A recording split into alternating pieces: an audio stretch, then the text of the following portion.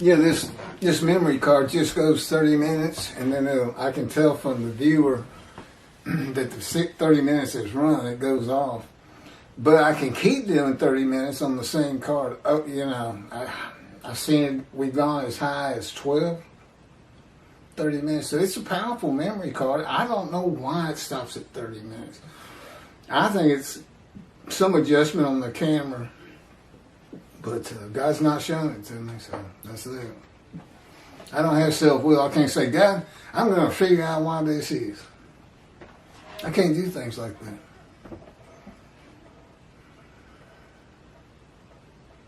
Uh-oh. I think my page skipped. Hold on, I got to find out where I was. Oh, it's the test of devotion. When the test of devotion, that's part of 53:10 still, will he offer himself for guilt and go through God's fire of refinement or not? It's set before the righteous servant. The new covenant has already arrived. And there's a lot more detail on this in other tapes that concern 53. That is why the angel of the covenant, Malachi 3, that you desire rise before Elijah, the messenger of Malachi 3, and God. The new covenant, Jeremiah 31, where the iniquities and sins of the Jewish people are forgiven, and God remembers them no more. Okay, that's the people, the first 6 verses. They need to know you have no sin. Start over. Stop feeling like this. Stop leading your lives like this. Get your lives back together. Get your job back. Get your marriage back. Go to synagogue. Follow God's rules. God doesn't really care if you follow them or not. He even told Israel in the Psalms, said, look, every one of you can turn your backs to me and my laws. And I'm still not going to leave. He says the commandments, the rules, the laws, they're all for the people. Primarily, and first, the Jewish people. But, nothing really bothers God. I mean, he told me the first week, Keith, your pain means absolutely nothing to me. And as the Jewish people, you can probably feel the same way. But you don't say he let the Holocaust continue, or this and that, or why didn't he stop it? He says, that's on the Jewish people. That's on my chosen. They got driven out, but they could have come back hundreds of years before the Holocaust occurred. He said, I gave you the piece of land. I'm out here sitting here waiting for you to come back and make it pretty again, bloom again. And secret up my sleeve, I already know the Holocaust is going to happen, and that you're going to be coming back. I don't have to do anything. That's on the video, his power in creation. Why he's like that. He likes to believe that he thought everything through, all the way through the Holocaust, all the way through today, and all the way to the end. And that he doesn't have to exercise power. That's why, especially a Messianic era, infuriates him. Because these two groups can't possibly think 2 billion Christians are going to disavow Jesus and 2 billion Muslims. Are you kidding me? Disavowing Allah? May the peace be on him, as they say all the time. You can't be serious. And they teach this stuff. Now, again, I was an atheist for 50 years, and I'm learning that religious people are a little different than other people. But I didn't think stupidity was part of it. But, that's just ridiculous to teach such a thing. World exaltation. That's such a joke. And he can't point to God saying it anywhere, that's for sure. It's not in the Hebrew Bible. Jesus was a liar? God lies to me. God of Israel, I know. Everybody says he can't lie. He said, would I lie? Am I a man that I would lie? That's not even saying you're not a liar. But he says, no, the truth is it's the fire of refinement. Well, it had me think, okay, it's going to be over today. This is the last time you hurt. This is the last time I make you suffer. And then I wake up, and he hits me with everything he's got that's in his regular arsenal. You know, just to upset me. More emotional pain, more maltreatment.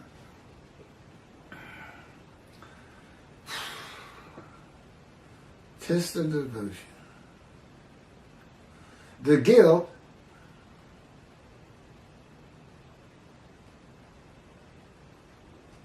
I don't know if I read it. The guilt and emotion is from not following the laws and teachings of God by the Jewish people. God's forgiveness of the sins of the Jewish people removes their guilt, not the offering of the righteous servant for it. That is why it is just a test. God knows this before he covenants with the man. That's me. We made an agreement.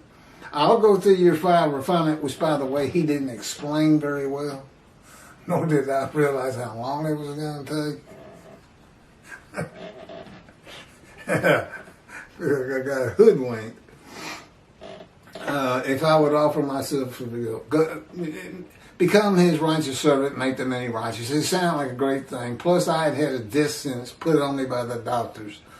So even might receive long life. I pretty much trust that he was going to let me live a long life if I went through the fire.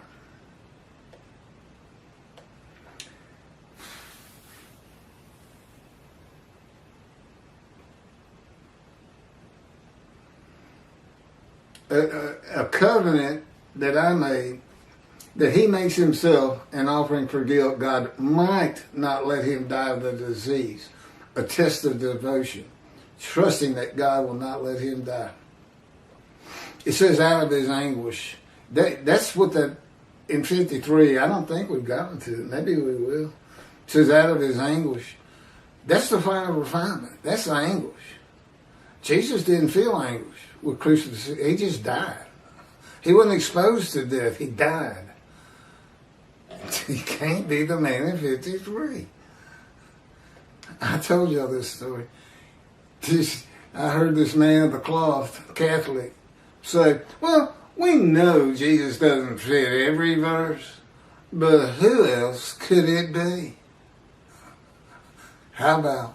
I didn't know it at the time, but I should have said, hey, I know who it could be. Me. And he'd have just gone, funny. We know he doesn't hit. If you don't hit all the verses, you're not the righteous servant. And that goes for these folks that say it's Israel. They don't fit all those verses.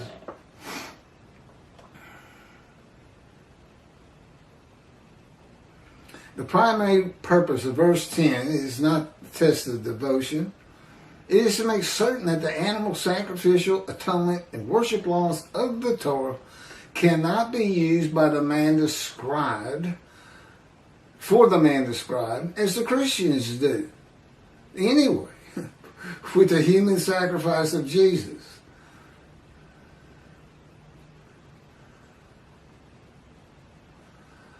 You can't use them for blemished human beings in the Holocaust either, Tovia Singer. It was written for Gentiles and Christians, but he snagged you too. A snare. It is the only reason God would crush a man with disease to make him a servant. Apparently, the Christians do not know how to read and comprehend the Jewish Bible at the same time.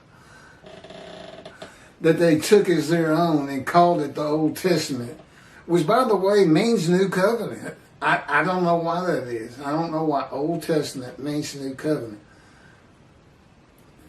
Anything? Like I said, they rarely explain anything to me. I got to figure everything out on my own.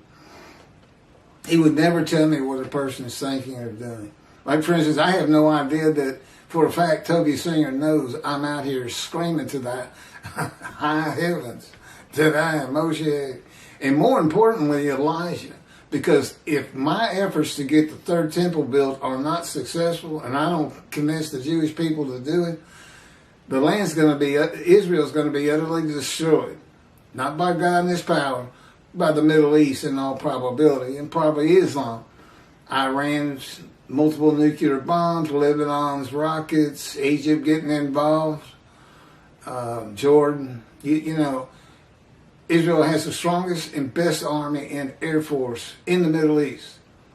But they can't take on 4 or 5 at one time.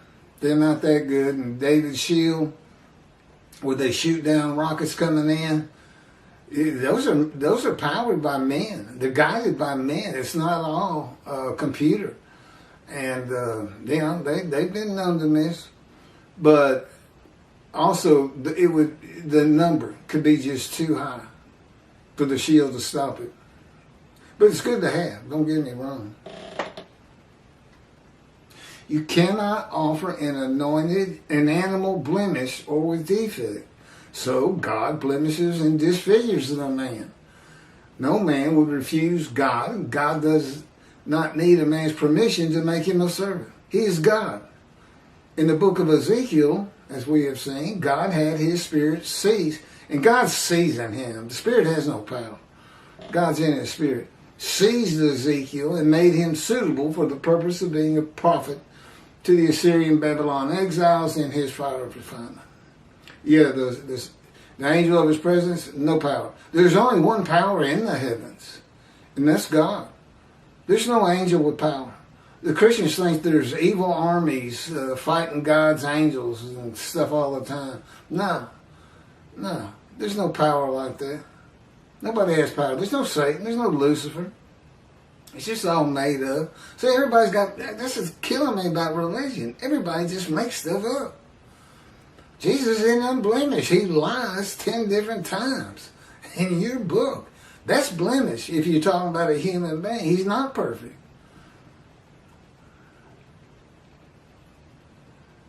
Just make stuff up. And all these rabbis, all of Judaism teaching Messianic era and world exaltation, the world speaking Hebrew.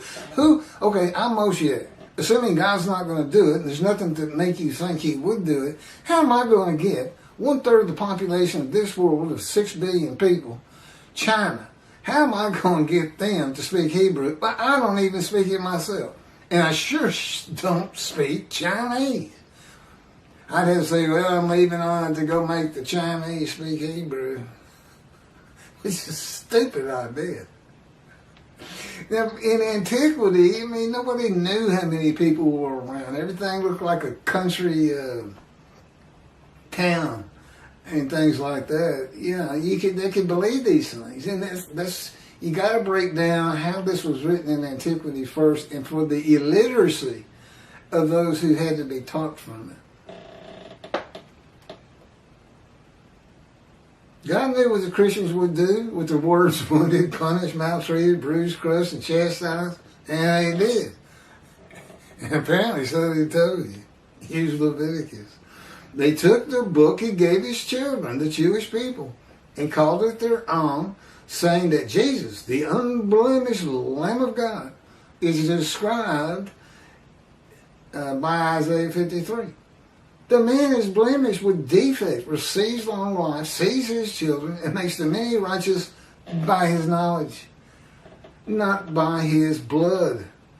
Isaiah 53 is a snare for the day of the Lord and God's wrath on the Christians and Gentiles in general, passed to them from his people to in Isaiah 51. And my description begins in 52. I'm his instrument. I am his instrument to take that wrath. And I got to teach the rabbis who are the servants. Okay, this is what you need to do with Christians. Forget this world of peace. We're getting ready to stir things up. Actually, Jesus did say it's just what he was going to do.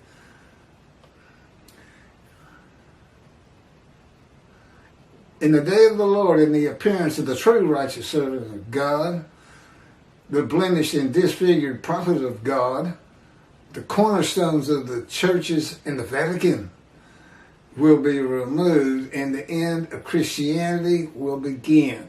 So, before you get too mad at God for creating America as a Christian country, using words that from 53, and having Leviticus in his back pocket, to save the Jewish people from extermination. Okay, but he also had a plan to get rid of them once he's done with them. Now it sounds just like him. I got to us, I said, you are a piece of work. He laughs. Here it is, 53:11, verse 11. Out of his anguish he shall see it. He shall enjoy it to the full through his devotion. By his knowledge, my righteous servant makes the many righteous. It is their punishment that he bears. Out of his anguish he shall see it. He shall enjoy it to the full through his devotion. Midrash, commentary.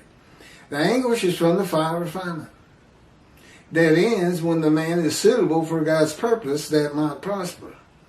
I tell him all the time, there is no way I can't teach this book. I wrote it.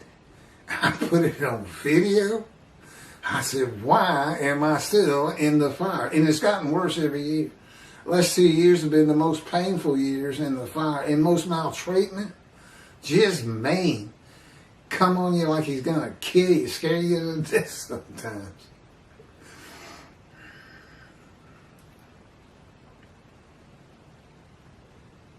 The English from fire refinement. Okay. This is also a reference to Isaiah 11:2, where one of the attributes of the Spirit that alights upon the Anointed One is a spirit of devotion and reverence for the Lord. 53:12. Assuredly, I will give him the many as his portion. He shall receive the multitude as his spoil, for he exposed himself to death. Look, the many, he makes the many righteous. The many are the people, the first 6 verses. Because God says, look, surely I will give him the many as his portion. In Tobias' commentary on 53:10, he says Hitler received a portion. Lampshades made with the skin of Jews as his portion. So I'm back again. Tobias, are you saying this is Israel? Which he does. Or are we talking about Hitler making a sacrifice, a guilt offering, which is a compensatory offering? But I don't think he owed the Jews anything. I don't think he broke any religious relics. Why didn't they just stick with the Talmud?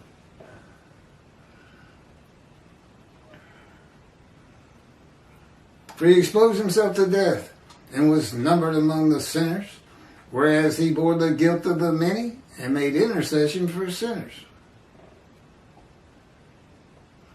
I will give him the many as his portion. He shall receive the multitude as his spoil. Midrash. Commentary.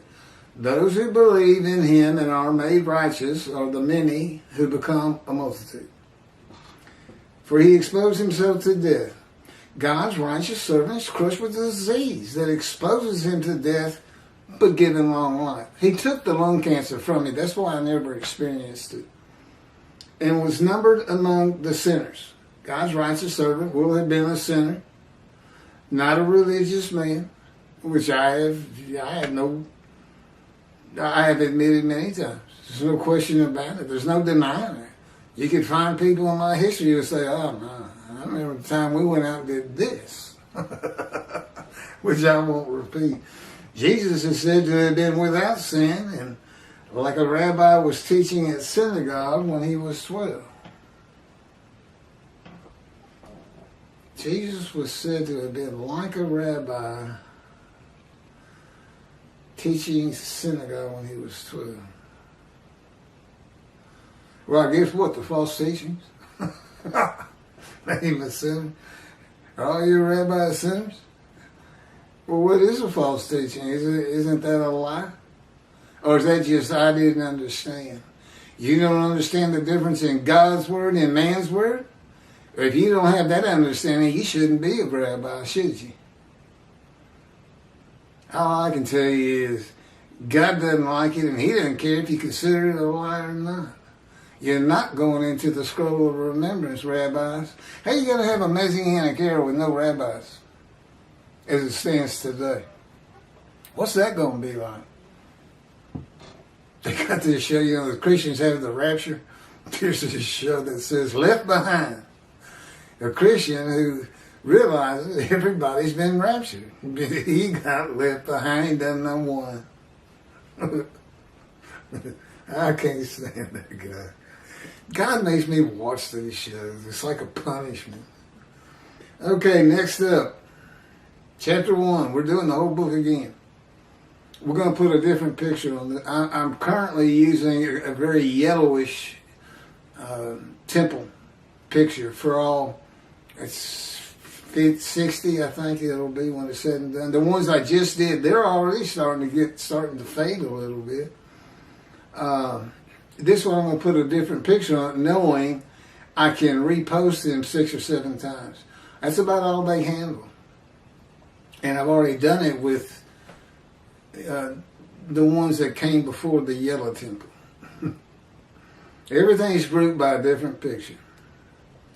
But you can find it Israel temple images or Jewish temple images or Jerusalem temple images. And what's too funny is that they always had the Dome of the Rock in there, that big gold dome on top of the temple now, which is Islam. But the title is Israel Temple, Jerusalem's Temple. Get that out of the pictures. I had to... Anyway, it'll be the leper scholar. I'm going to take a break for a little bit.